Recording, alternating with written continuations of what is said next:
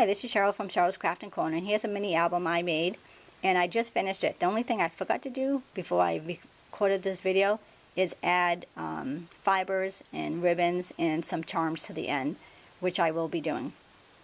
So this is another mini album I'll be selling, and the cover of this actually is two-part cover. One is a file folder that had these beautiful butterfly images that I got from Michael's. And then this was the acrylic packaging that actually kept all the file folders together. And it's really, really nice and thick. It was easy to cut. I used my paper trimmer and added this lace flower I made.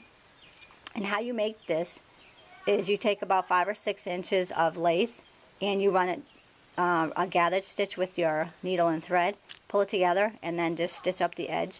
I hot glued a vintage red button on here and added this feather that I use glue dots to keep it to the plastic cover, acetate cover, or acrylic cover, however you want to describe that plastic. So each page is 5.5 by 4 inches, and how I achieve these pages is I cut a 12 by 12 piece of cardstock by 4 inches, fold it in half, open it up again, and then put glue stick, and then really enforce the seam. And then I used my brayer, and I got a nice adhesion to both the sides, so that it created a nice sturdy page. And then I did cut it down to 5.5, so I had a couple little pieces left over. And that's how I achieved all these pages, and that's how I achieved making these albums. And I will be putting a YouTube video together on how to make this. So if you're interested, stay tuned in the next couple weeks. These pages have mats and pockets on them. I used a corner rounder to round these mats just to give it a different flair. And I used Prima flowers and Recollection rhinestones and accents throughout this album. This here is a one-piece accent, and I glue dot this Prima flower and the rhinestone to it. These are pockets, so you can put multiple pictures in here. And the edging on here is a Martha Stewart border punch. If you don't have it, it's wonderful. I did pick it up at Michael's craft store, and it makes a nice little elegant border. Kind of reminds me of the old-fashioned lace trim I used to buy. And these here are Prima flowers, and I just doubled 2 different styles of flowers together. And this one here, I left it alone and added some pink rhinestones. These 2 pages are very similar.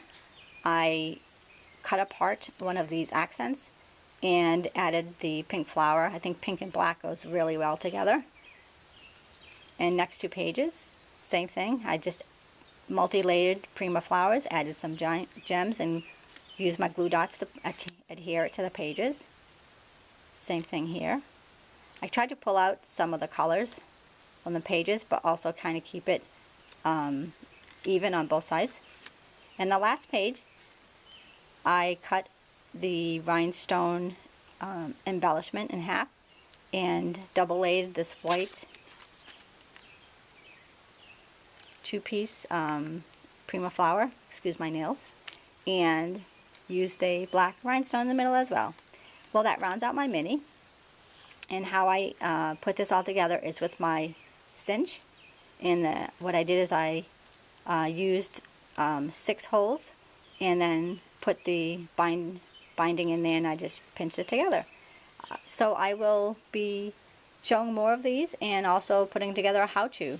And if you'd like to look forward to that, stay tuned to my YouTube channel and subscribe, or take a look at my blog. It's Cheryl's Crafting Corner at blogspot.com.